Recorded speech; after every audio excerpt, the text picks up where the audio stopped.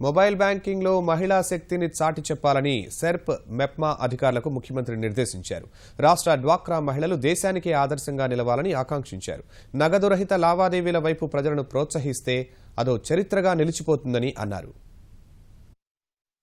పెద్ద నోట్ల రద్దు తర్వాత తలెత్తిన పరిణామాలను సవాల్గా తీసుకుని ముందుకు వెళ్లాలని ముఖ్యమంత్రి చంద్రబాబు అభిప్రాయపడ్డారు. సంక్షోభాన్ని అవకాశంగా తీసుకుంటే పరిష్కారం తేలికవుతుందన్నారు. విజయవాడలోని తన నివాసం నుంచి తొలుత టెలికాన్ఫరెన్స్ నిర్వహించిన సీఎం ఆ తర్వాత కమాండ్ కంట్రోల్ కేంద్రం నుంచి సెర్ప్ మెప్మా అధికారులు, ప్రాజెక్ట్ డైరెక్టర్లు, వెలుగు సిబ్బందితో సమీక్ష జరిపారు. డ్వాక్రా మహిళలు మొబైల్ బ్యాంకింగ్ వైపు మళ్లాల్సిన ఆవశ్యకతను గుర్తు చేశారు. మొబైల్ కరెన్సీ, ఆన్లైన్ లావాదేవీలు, డెబిట్, క్రెడిట్ కార్డుల వినియోగం ద్వారానే ప్రస్తుత సమస్యను అధిగమించగలమని ముఖ్యమంత్రి వివరించారు. డ్వాక్రా మహిళలకు పసుపు కుంకుమ కింద ఇస్తున్న 3,000 రూపాయలను రూపే కార్డులలో వేసుకుంటే 90% వినియోగంలోకి వస్తాయని ముఖ్యమంత్రి అన్నారు. డ్వాక్రా మహిళలంతా మొబైల్ బ్యాంకింగ్పై డిసెంబర్ నాటికి తర్ఫీదు పొందాలని, శిక్షణ పొందిన 5,000 మంది మిగిలిన 90 లక్షల మందికి నేర్పించాలని అన్నారు. ఆ తర్వాత ఇంటింటికి వెళ్లి మొబైల్ బ్యాంకింగ్ వైపు మళ్లేలా ప్రజలను చైతన్యం చేస్తే నగదు సమస్య తీరుతుందన్నారు. సెర్ప్, మెప్మా విభాగాల్లో కంట్రోల్ రూమ్లు ఏర్పాటు చేసుకోవాలని సీఎం సూచించారు. ప్రజలకు సేవలందించేందుకు వచ్చిన అరుదైన అవకాశాన్ని సద్వినియోగం చేసుకోవాలన్నారు.